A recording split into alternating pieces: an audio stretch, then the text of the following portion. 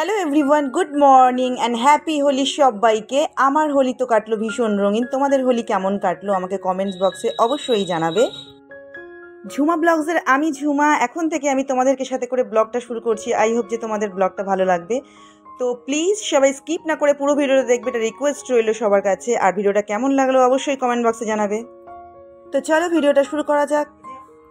এটা বাবু, এখন বাজে 12:30। দেখো বাবুর অবস্থা, এক চোট ধোয়া হয়ে গেছে, এখনো কিছুই খেলেনি, এখনো বাকি আছে। হোলি তো আমি বাকি। আর এই যে শেষই হচ্ছে না বাবুর মায়ের সাজা, সকাল থেকে সেজেই যাচ্ছে। দেখো তোমরা দেখেই বুঝতে পারবা, শেষই হচ্ছে না ওর সাজা। এবার আমি দ্বিতীয় দফায় সাজছি, আবার হোলি খেলবো বলে। কালার্স ফেস্টিভ্যাল আমার ফেভারিট ফেস্টিভ্যাল, তাই আমার রং মাখতে ভীষণ ভালো লাগে।